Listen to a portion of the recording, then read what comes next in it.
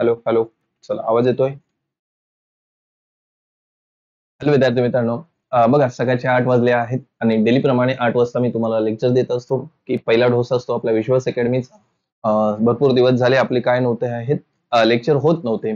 तर त्यासाठी काहीतरी प्रॉब्लेम्स असतात आयुष्यात, तसे माझ्याही आयुष्यात काही प्रॉब्लेम असते लक्षात, त्यामुळे आपले लेक्चर होत नव्हते. तर आता रेग्युलर लेक्चर सुरू होतील. डेली तुमचा फर्स्ट डोस आहे 8 वाजता चालू घडामोडीचा, तो तुम्हाला दिला जाईल. आज आहे 24 तारीख. तर सर्वांना गुड मॉर्निंग. करूया आपल्या लेक्चरला सुरुवात. झालेल्या जेवढे काही दिवसाचे लेक्चर शिल्लक राहिलेले आहेत तेवढे मी तुम्हाला अपलोड करून देणार आहे. या 2-3 दिवसामध्ये जेवढे आपले 11 तारखेपासून जेवढे लेक्चर झाले नाही तेवढे लेक्चर्स मी तुम्हाला देणार आहे. त्याचं टेन्शन घेऊ नका. आणि त्याचं ई बुक सुद्धा लॉन्च होईल. लक्षात, आज आहे 24 तारीख आणि ह्या 24 तारखेचे आजचं 43वे लेक्चर आहे चालू घडामोडीचं. यामध्ये आजच्या दिवसामध्ये जेवढे काही चालू घडामोडीचे प्रश्न बनतील तेवढे आपल्याला काय करायचं आहे, बघायचे आहेत. लक्षात, बघा आपलं ऍप आहे, हे ऍप डाउनलोड करायचं आहे. या ऍप मध्ये तुम्हाला चालू घडामोडी हा एक कोर्स भेटेल, ते तुम्ही परचेस करू शकता. विश्वास अकॅडमी ऍप डाउनलोड करा. ऍप मध्ये एवढे सारे फंक्शन दिले, डेली लाईव्ह लेक्चर्स होतात, टॉपिक वाईज टेस्ट आहेत, सर्व काही टेस्ट मी दिलेल्या आहेत.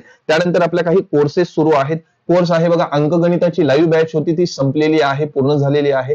ठीक आहे, हे सर्व लेक्चर तुम्हाला रेकॉर्डेड फॉर्म मध्ये भेटतील. याची जी फीज आहे ती किती आहे, 799 आहे. त्यानंतर मराठीची बॅच सुरू आहे. आलं लक्षात, मराठीची बॅच सुरू झालेली आहे. हिची फीज आहे 799. ही बॅच लाईव्ह सुरू आहे. ही बॅच काय आहे, लाईव्ह सुरू आहे. जर तुम्हाला मराठी आणि गणित दोन्ही बॅच घ्यायचे असतील तर त्याची फीज किती आहे, 1000 रुपये फीज आहे. दोन्ही विषय तुम्ही घेऊ शकताय. किंवा सेपरेट घ्यायचं असतील तर एकच विषयाची फीज किती आहे, 799 आहे. आलं लक्षात. त्यानंतर लवकरच 1-2 दिवसामध्ये, आता म्हणजे 1-2 दिवस नाही म्हणता येईल, 10-12 दिवसामध्ये मी बुद्धिमत्तेची बॅच सुद्धा लॉन्च करतो. तिची फीस सुद्धा किती आहे, 799 आहे. त्यानंतर पोलीस भरती जर तुम्ही करत असाल तर पोलीस भरतीसाठी आपली टेस्ट सिरीज आलेली आहे. लेवल 1 मध्ये मी तुम्हाला काय केलेलं आहे, 100 दिवसामध्ये 100 पेपर आणि 100 दिवसाच्या व्हॅलिडिटी मध्ये दिलेली आहेत. लेवल 1 आलेली आहे. लवकरच लेवल 2 सुद्धा येणार आहे आणि लेवल 3 सुद्धा अपलोड होणार आहे. आलं लक्षात. आता ही टेस्ट सिरीज कशी घेतली जाईल, कोर्सेस घ्यायचा असेल तरी पण बघा, ऍप डाउनलोड करा, आधी रजिस्टर करा. रजिस्टर केल्यावर बघा इथं तुम्हाला टेस्ट सिरीज दिसेल.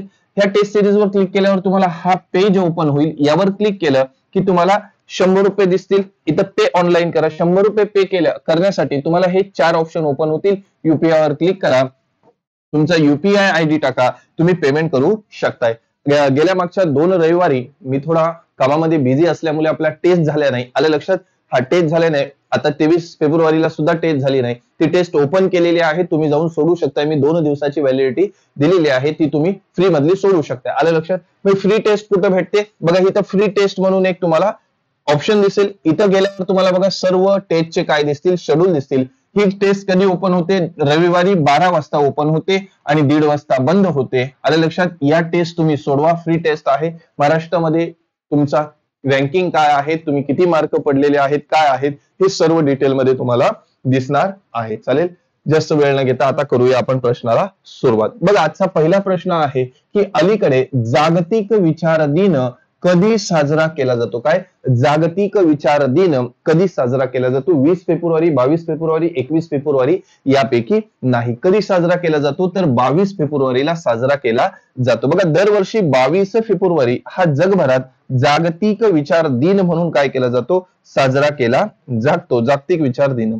आता जगभरातील सर्व गर्ल स्काउट्स, गर्ल गायडन्स आणि इतर मुलींच्या गटाद्वारे हा दिवस दरवर्षी साजरा केला जातो. बघा, मुलींसाठी आहे, बरोबर आहे. त्यांचे विचार काय काय पॉइंट्स आहेत इथं तुम्हाला दिसत असतील. काय, गर्ल्स स्काउट्स, गर्ल्स गाईड्स आणि इतर मुलींच्या गटाद्वारे हा दिवस काय केला जातो, साजरा केला जातो. आता फेब्रुवारी महिना आहे. फेब्रुवारी महिन्यामध्ये जे जे काही महत्वाचे दिवस आहेत त्यावर आपण चर्चा करू. जानेवारी महिन्यामध्ये आपण संपूर्ण जानेवारी महिन्याचे जेवढे दिवस होते त्यावर आपण काय केली होती, चर्चा केली होती. जसं बघा, 1 फेब्रुवारीला भारतीय तटरक्षक दिन म्हणून साजरा केला जातो.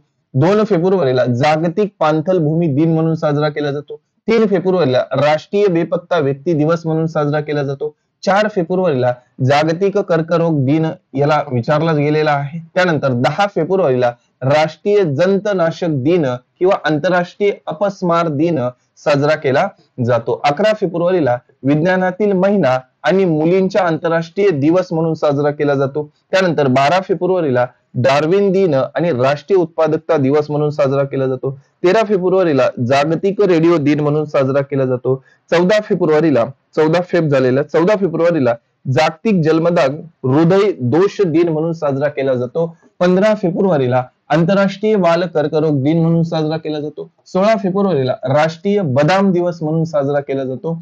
17 फेब्रुवारीला राष्ट्रीय पर्यटन लवचिकता दिवस म्हणून साजरा केला जातो. 20 फेब्रुवारीला जागतिक सामाजिक न्याय दिन म्हणून साजरा केला जातो आणि 21 फेब्रुवारीला आंतरराष्ट्रीय मातृभाषा दिवस साजरा केला जातो. हे फेब्रुवारी महिन्यामधील महत्वाचे काय आहेत दिवस आहेत. पुढचा प्रश्न बघा काय म्हणतो की 2 नंबरचा प्रश्न, पंतप्रधान मोदी यांचे प्रधान सचिव बघा आयएमपी करून ठेवा, विचारला जाऊ शकतो. अलीकडे कोणाची नियुक्ती करण्यात आली? अभय सिंग, राजीव कुमार, शक्तिकांत दास आणि यापैकी नाही. आलं लक्षात? आता यांची निवड केलेली आहे ते म्हणजे शक्तिकांत दास यांची नियुक्ती केलेली आहे पंतप्रधान मोदी यांचे सचिव म्हणून. बघा पी.के. मिश्रा हे पंतप्रधान मोदींचे प्रधान सचिव म्हणून पहिल्या क्रमांकाचे पद भूषवतात.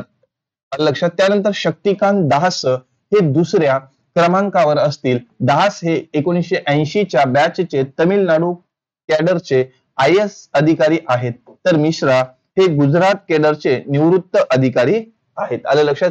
हे कितवे आहेत? द्वितीय आहेत शशिकांत दास. आलं लक्षात? आलं लक्षात? ठीक आहे. हे आहेत शशिकांत दास जे काय आहेत आपल्या पंतप्रधान मोदी यांचे प्रधान सचिव म्हणून काय झालेली आहे, त्यांची नियुक्ती झालेली आहे. पुढचा प्रश्न आहे प्रश्न क्रमांक 3. काय म्हणतो बघा की अलीकडे पंतप्रधान मोदी कोणत्या देशाच्या राष्ट्रीय दिनाच्या समारंभात प्रमुख पाहुणे म्हणून उपस्थित राहणार आहेत? बघा आपले मोदी जे आहेत भारताचे पंतप्रधान ते कोणत्या देशाचे प्रमुख, त्यांच्या काय आहे राष्ट्रीय दिन आहे, त्यांचा राष्ट्रीय दिन म्हणून साजरा केला जाणार आहे. त्यासाठी प्रमुख पाहुणे म्हणून जाणार आहेत आपल्या देशाचे पंतप्रधान. कोणता देश आहे तो म्हणजे मॉरिशियस. आलं लक्षात? मॉरिशियस देश आहे. आता मॉरिशियस म्हणलं तर मॉरिशियस नकाशावर कसा दिसतो या प्रकारे आहे. आलं लक्षात? हे जगाच्या पृथ्वी आहे, इथं मॉरिशियस आहे. ठीक आहे. मॉरिशियस बघितलं तर त्यांची राजधानी काय आहे? Port Louis. चलन काय आहे? मॉरिशियस रुपया. आणि पंतप्रधान कोण आहेत? प्रविंद्र जगन्नाथ. हे कोण आहेत? त्यातले पंतप्रधान आहेत. आणि हा आपला मॉरिशियस देश तुम्हाला दिसत आहे. आलं लक्षात? ठीक आहे. हे आहे मॉरिशियस.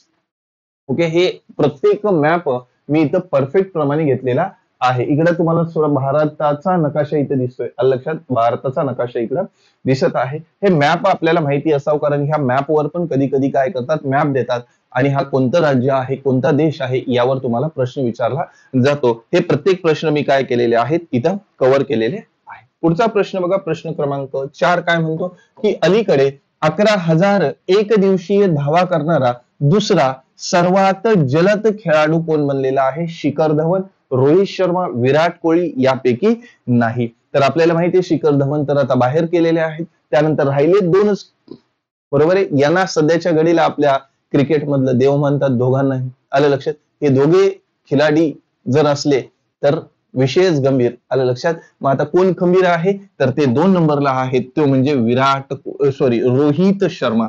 आलं लक्षात? आपले भारतीय कॅप्टन म्हणू शकताय, बरोबर आहे. हा याला काय म्हणतात? मोटू म्हणतात. आलं लक्षात? धावताच येत नाही साहेबाला, बरोबर आहे. आता तब्येत आहे त्याला काय करणार, लय विसर भोला आहे. जिथं तिथं आयफोन विसरून जातो, काही विसरून जातो, बरोबर. कधी कधी मला वाटते त्याच्याच बरोबर प्रवास करावा, ते काही विसरलं का घेऊन यावं. आलं लक्षात? एवढे भिकारी कस काय म्हणतील ते. हा तर हे रोहित शर्मा आहे, भयंकर जबरदस्त, म्हणजे व्यक्तिमत्व बघाल लय भयंकर, बरोबर. शिया लय खतरनाक देते. आलं लक्षात? आता कसं एकदम गावठी ठिकाणी राहिलेला ओरिजिनल, बरोबर आहे. आता आमच्याही तोंडामध्ये असतात तसं आहे रोहित शर्मा. आलं लक्षात? तुम्ही कधी बघा ते स्टम असतात, स्टमच्या इथे ते माईक ते कॅप्चर करते रोहित शर्मा काय बोलते काय नाही. आलं लक्षात? लय भयानक बोलते, हा खतरनाक. तर रोहित शर्मा बघा जबरदस्त व्यक्तिमत्व आहे. बघा रोहित शर्माने एकदिवसीय आंतरराष्ट्रीय सामन्यामध्ये वन डे मध्ये सर्वात जलद 11,000 धावा करणारा दुसरा खेळाडू बनलेला आहे. 2025च्या आयसीसी चॅम्पियन ट्रॉफी मध्ये बांगलादेशाविरुद्ध भारताच्या पहिल्या सामन्यात त्यांनी ही कामगिरी केली. रोहितने 261 धावांमध्ये हा टप्पा गाठला आणि तो फक्त विराट कोहलीच्या मागे, ज्याने 222 धावांमध्ये हा टप्पा गाठला होता. आलं लक्षात? कोणाच्या मागे आहे? आपल्या विराट कोहलीच्या मागे. पुढे जाऊया. पुढचा प्रश्न आहे, अलीकडे केंद्र सरकारने कोणत्या वर्गातील अभ्यासक्रमात मूलभूत जीवनरक्षक प्रशिक्षण समाविष्ट करण्याचा निर्णय घेतलेला आहे? बघा, अलीकडे कोणत्या वर्गाच्या अभ्यासक्रमामध्ये, महत्वाचा प्रश्न आहे की मूलभूत जीवनरक्षक प्रशिक्षण समाविष्ट करण्याचा निर्णय घेतला आहे. 10वीचा वर्ग, 9वीचा वर्ग, 11वीचा वर्ग. तर कितवीच्या वर्गामध्ये? 9वीच्या वर्गामध्ये समाविष्ट करण्याचा निर्णय घेतलेला आहे. 6 नंबरचा प्रश्न काय म्हणतो की भारताच्या कोणत्या राज्यात अलीकडे सर्वाधिक गिधाडे आढळलेली आहेत? महत्वाचं आहे गिधाड, बरोबर आहे. गिधाड आढळलेली आहेत. ओडिसा, आंध्र प्रदेश, मध्य प्रदेश, बरोबर आहे. कोणत्या राज्यामध्ये गिधाडे आढळलेली आहेत? तर ओडिसा, आंध्र प्रदेश, मध्य प्रदेश. तर याचं उत्तर काय आहे? मध्य प्रदेशमध्ये काय सर्वाधिक गिधाडे आढळलेली आहेत. मग मध्य प्रदेश म्हणलं तर हे मध्य प्रदेश आहे. लक्षात, भारताच्या बरोबर सेंटरमध्ये मध्य प्रदेश आहे आणि तो या प्रकारे पसरलेला आहे. मग मध्य प्रदेशची राजधानी जर आपल्याला विचारली तर काय आहे? भोपाल माहिती असावं. मुख्यमंत्री सध्या कोण आहे? डॉक्टर मोहन यादव. आणि राज्यपाल कोण आहेत? मंगूभाई एस पटेल. हे कोण आहेत? त्यांचे राज्यपाल आहेत. हे आहे आपलं मध्य प्रदेश. मध्य प्रदेश कशा प्रकारे पसरलेला आहे? उद्या आपल्याला हाच मॅप देतील आणि मध्ये असं गोल करतील, हे कोणतं राज्य आहे? तर आपल्याला लक्षात यायला पाहिजे की सरने दाखवलं होतं हे काय आहे रे दादा? मध्य प्रदेश. पुढे जाऊया. पुढचा पॉइंट बघा, महत्वाचा. आता मध्य प्रदेशमध्ये महत्वाचे पॉइंट काय आहे? वन लाइनर प्रश्न. मध्य प्रदेश सरकारने पार्थ योजना सुरू केलेली आहे. आपल्याला विचारतील की पार्थ ही योजना कोणत्या राज्याने सुरू केली? तर मध्य प्रदेश राज्याने सुरू केलेली आहे. भोपाळ येथे 31वी राष्ट्रीय बाल विज्ञान काँग्रेस आयोजित केलेली आहे. पुढे अमेरिकन वृत्तपत्र वॉल स्ट्रीट जर्नलने 2025 सालासाठी भारतातील मध्य प्रदेशाला लोकप्रिय जागतिक ठिकाणामध्ये स्थान दिलेलं आहे. भोपाळमध्ये 10वा आंतरराष्ट्रीय वन महोत्सव सुरू झालेला आहे भोपाळमध्ये. त्यानंतर भोपाळ काय आहे? मध्य प्रदेशची राजधानी आहे. 1 जानेवारी पासून भारतातील इंदूर शहरातील भिकाऱ्यांना भिक्षा देणे गुन्हा ठरणार आहे. त्यानंतर मध्य प्रदेशाला 66व्या अखिल भारतीय कालिदास महोत्सवाचे उद्घाटन. त्यानंतर पंकज त्रिपाठी यांनी मध्य प्रदेश पर्यटकांचा चेहरा घोषित केलेला आहे. पुढे जाऊया.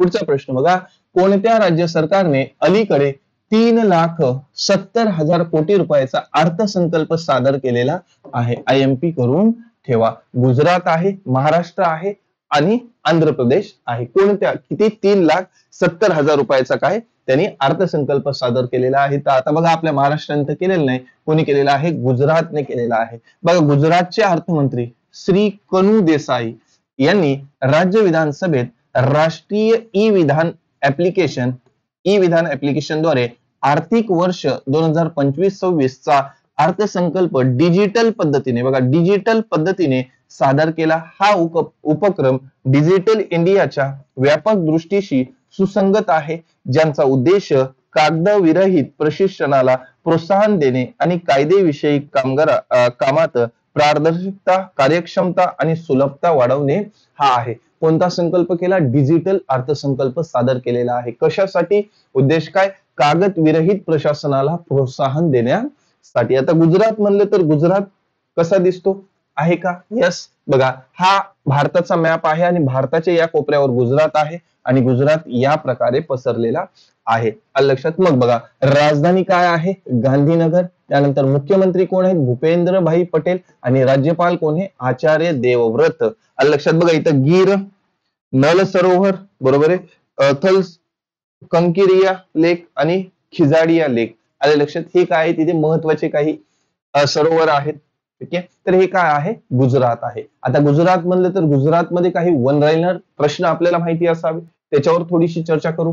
बघा, गुजरातने 50,000 वंचित महिलांच्या उन्नतीसाठी जी सफल सुरू केलेली आहे. पुढे बघा, गुनेरी हा गुजरातचा पहिला जैवविविधता वारसा स्थळ म्हणून घोषित झालेला आहे. भारतीय लांडग्यांच्या अधिवासनाच्या संरक्षणासाठी गुजरातने ऍटलस लॉन्च केलेला आहे.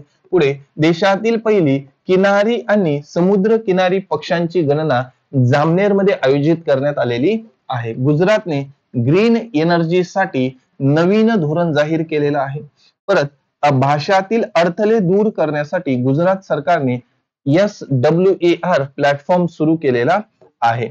छातीवरील सौर ऊर्जा स्थापनेत गुजरात का छातीवरील नाही, छातीवरील म्हणलं की छतावरील सौर ऊर्जा, आता छाती कुठं सौर ऊर्जा, छतावरील सौर ऊर्जा स्थापनेत गुजरात अव्वल स्थानावर आहे, म्हणजे प्रथम क्रमांकावर आहे. गुजरात मधील मसली गाव सौर ऊर्जेवर चालणारे देशातील पहिलं सीमावर्ती गाव आहे. विचारलं जाऊ शकतो की सौर ऊर्जेवर चालणारं देशातील पहिलं सीमावर्ती गाव कोणत्या राज्यात आहे? गुजरातमध्ये. उद्या विचारतील त्या गावाचं नाव काय आहे? मसली गाव. आलं लक्षात? पुढे जाऊया. पुढे बघा 8 नंबरचा प्रश्न. अलीकडे 14व्या आशियाई प्रो स्पर्धेत कोणी विजयी मिळवला आहे? दोनदा आलेला आहे, बरोबर आहे. कोणी विजय मिळवलेला आहे? ठीक आहे. गीत शेट्टी, आदित्य मेहता, पंकज अडवाणी, बरोबर आहे. आता इथं तुम्हाला फोटो दिसत आहे. कोण आहे हा? हा व्यक्ती जो आहे यांनी काय केलेला आहे? तर बघ कलर काय कालाच झाला, काल्यावर कालाच आला. हा 14व्या आशियाई प्रो स्पर्धेत कोणी विजय मिळवलेला आहे? तर त्यांचं नाव काय आहे? पंकज अडवाणी. आलं लक्षात? हे आहेत पंकज अडवाणी. आलं लक्षात? हे आहेत तुम्हाला दिसत आहेत पंकज अडवाणी यांनी विजय मिळवलेला. पुढे जाऊया. पुढचा प्रश्न आहे की मिलिंद रेंगे कोण आहेत? हे आहेत मिलिंद रेंगे. यांचे नुकतेच निधन झाले. ते कोण होते? लेखक होते, क्रिकेटपटू होते का पत्रकार होते? आलं लक्षात? आता त्याची स्टाईल त्याला बघायलाच बघा, बघितल्यावरच कसं वाटतं? एकदम फिट वाटतं, बरोबर आहे. लेखक, पत्रकार, बरोबर आहे. पत्रकार जास्तच बघून चष्मा लागला असता, बरोबर. आता हे छावाने कसं छावा म्हणून काय म्हणावं याला? बघा भाऊ कसा डॅशिंग आहे. तर मग आता हे डॅशिंग पद्धत कुठं असते? क्रिकेटमध्ये असते. मग हा कोण होता भाऊ? क्रिकेटपटू होता. विषयच खतम. पुढे जाऊया. कधी कधी असंही लक्षात ठेवत चल. पुढचा प्रश्न बघा काय म्हणतो. अलीकडे कोणाद्वारे लिहिलेली life on Mars collected stories हे पुस्तक प्रकाशित झालेलं आहे, जे इथं तुम्हाला दिसत आहे. आलं लक्षात? काय? Life on Mars collected stories हे पुस्तक प्रकाशित झालेलं आहे. कोणी केलेलं आहे? तर एस मोहन, राजेश निर्वा, निमिता गोखले. जे इथं तुम्हाला दिसत असेल नाव निमिता गोखले. पर्याय क्रमांक क हे त्याचं योग्य उत्तर असणारे यांनी लिहिलेलं आहे. आता पुस्तकाचा विषय आला तर आतापर्यंत आपल्या देशामध्ये खूप सारी पुस्तकं आली, म्हणजे 2025 मध्ये कोणकोणती पुस्तकं आली त्यावर थोडीशी चर्चा करू. बघा, Arun Shourie the new icon Savarkar and the factors नावाचे पुस्तक लिहिलेले आहे अरुण शौरी यांनी. त्यानंतर कुलभूषण कुमार यांनी लिहिलेले hearts and heroes lives that shaped us हे पुस्तक प्रकाशित केलेले आहे. त्यानंतर पंतप्रधान मोदी यांनी how India scaled mount Amitabh Kant याचे पुस्तकाचे प्रकाशन केलेलं आहे. G20 रिलीज झाला. संघमित्र चक्रवर्ती लिखित. बघा G20 रिलीज झाला हे अवघड आहे. बघा, संघमित्र चक्रवर्ती लिखित Soumitra Chatterjee and his world या पुस्तकाचे प्रकाशन झालेले आहे. त्यानंतर पंकज मिश्रा यांनी त्यांचे नवीन पुस्तक द वर्ल्ड आफ्टर गाजा प्रकाशित केलेलं आहे. पुढे अमित शहा यांच्या हस्ते Jammu Kashmir and Ladakh through the ages या पुस्तकाचे प्रकाशन झालेले आहे. त्यानंतर गौरी गोवर यांनी द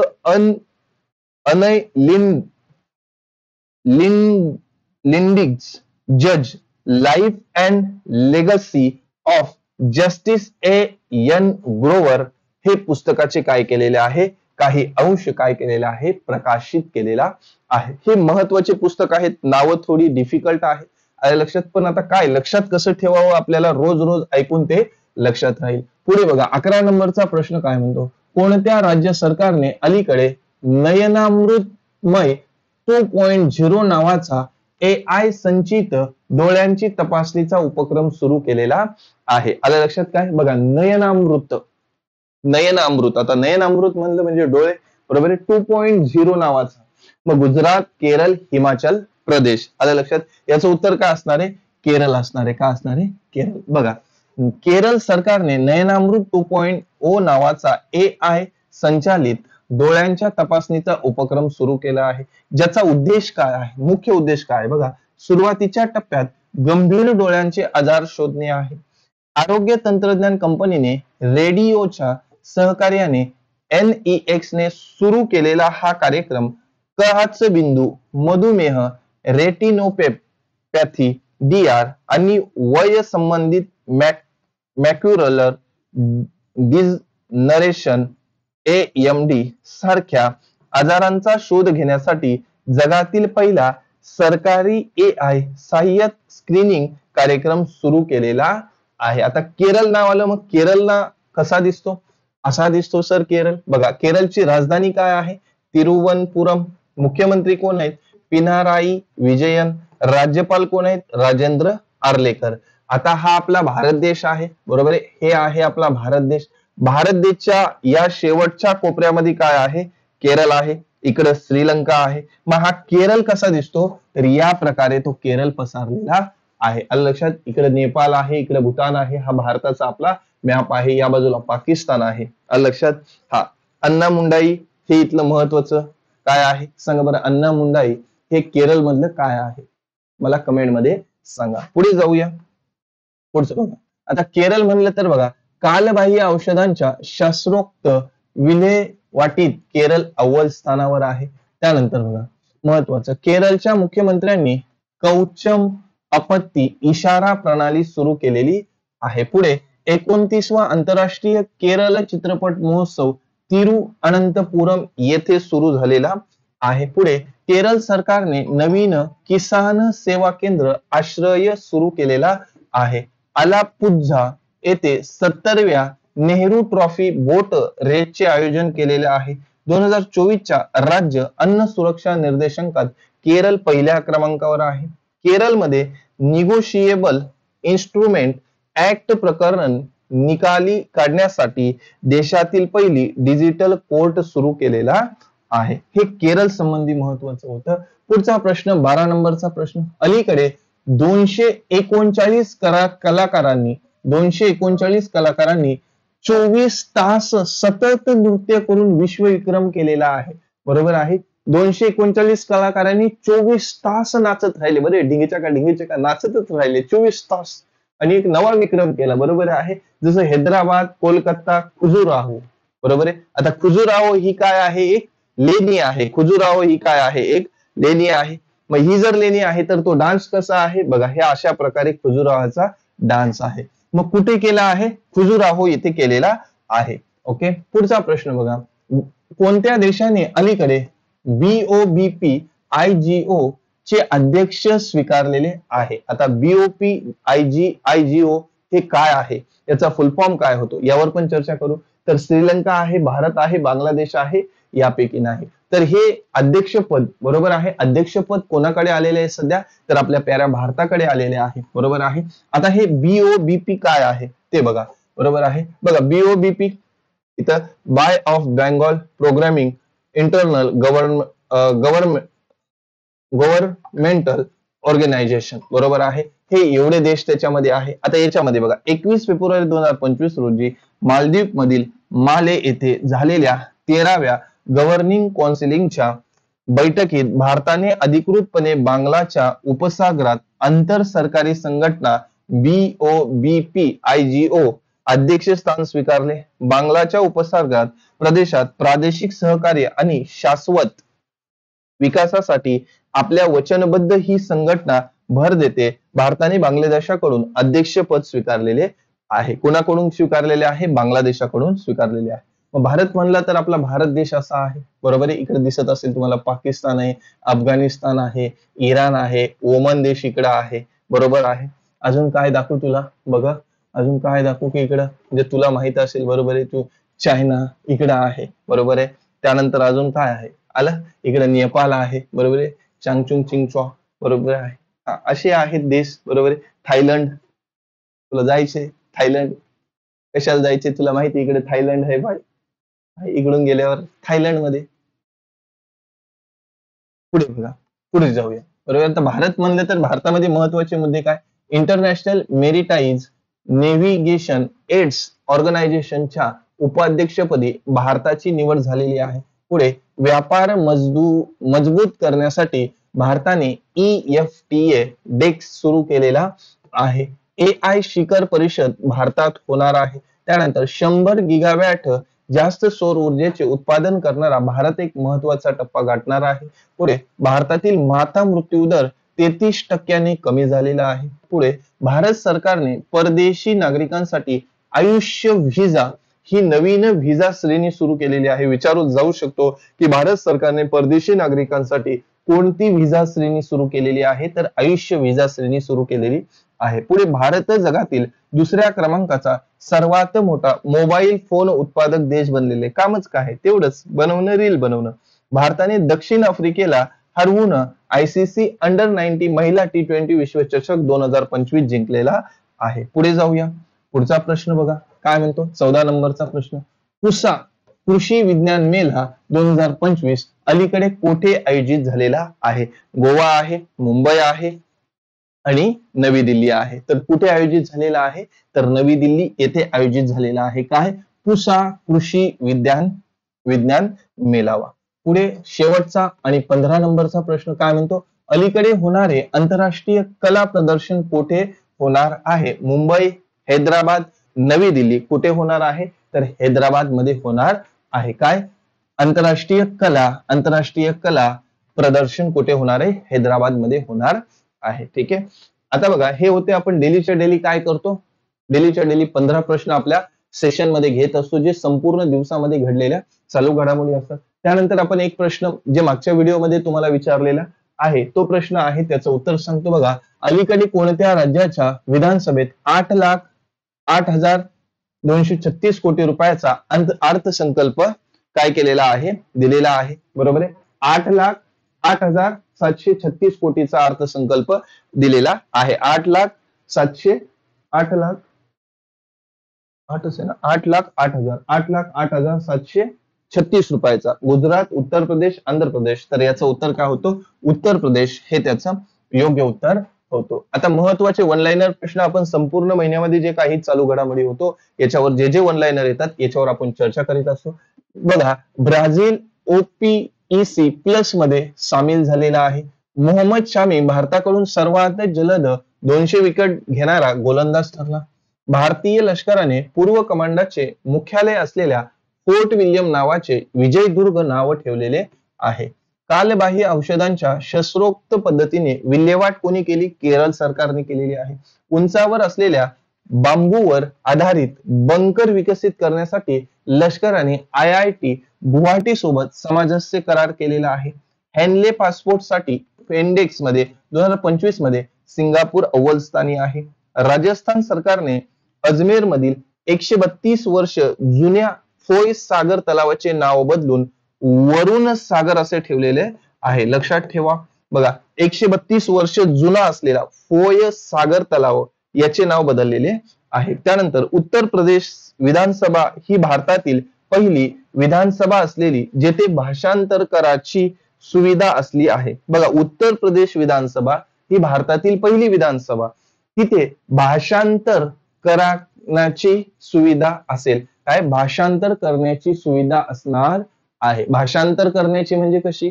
आपण भाषण केलं ते एखाद्याला समजत नसेल तर त्याचं ट्रान्सलेट करता येते. आलं लक्षात? पुढे जाऊया. पुढचं बघा काय म्हणतो. हिमाचल प्रदेशाने नियंत्रित गांजा लागवडीसाठी एक पायलट अभ्यास मान्यता दिलेली आहे. पुढे मेजर जनरल इयाल जमीर यांची इस्रायलचे संरक्षण दलाचे नवे प्रमुख म्हणून नियुक्ती करण्यात आलेली आहे. विवेक जोशी यांनी भारताचे निवडणूक आयुक्त म्हणून पदभार स्वीकारलेला आहे. अमेरिका क्युबातील ग्वांतानामो बे येथील स्थलांतरितांसाठी एक बंदी केंद्र उभारणार आहे. झारखंडमध्ये गुवाहाटी आणि पान मसाल्यावर पूर्ण बंदी आहे. त्यानंतर मनु भाकर BBC ने 2024 ची Indian sport woman of the year म्हणून घोषित केलेली आहे. SBI कार्ड्सने सलीला पांडे यांची MD आणि CEO म्हणून नियुक्ती केलेली आहे. भारत हा जगातील 7व्या क्रमांकाचा सर्वात मोठा कॉफी उत्पादक देश बनलेला आहे. ब्राझील OPEC मध्ये सामील झालेला आहे. आताच आपण बघितलेला आहे. पुढे बघा पंकज मिश्रा यांनी त्यांचे नवीन पुस्तक द वर्ल्ड आफ्टर गाझा प्रकाशित केलेला आहे. कार्बन तटस्थता साध्य करण्यासाठी उत्तराखंड सरकारने आइसलँड सोबत करार केलेला आहे. अमेरिकेनंतर आता अर्जेंटिने WHO सोडण्याचा निर्णय घेतलेला आहे. ओके, तर हे होते आपले महत्वाचे वन लाइनर जे संपूर्ण महिन्यामध्ये झालेले आहेत. प्रत्येक डेलीच्या डेली मी तुम्हाला एक प्रश्न देत होतो. आजच्यासाठी तुमच्यासाठी प्रश्न आहे. प्रश्न काय आहे बघा, अलीकडे अमेरिकेने तपास संस्था FBL चे संचालक म्हणून संचालक कोण बनलेले आहेत? एम मोहन, राजेश निर्वाण आणि काश पटेल यापैकी कोण बनलेले आहेत? आलं लक्षात? हे आपलं ऍप्लिकेशन आहे.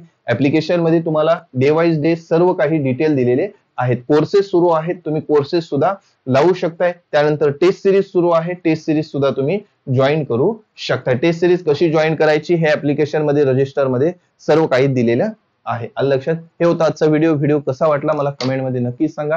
जे जे प्रश्न विचारले त्याचे उत्तर मला देत राहा. असेच नवनवीन व्हिडिओ पाहण्यासाठी चॅनलवर नवीन असाल तर सबस्क्राईब करायला विसरू नका. चालेल, आज थांबूया, उद्या भेटू याच वेळी याच ठिकाणी. वंदे मातरम.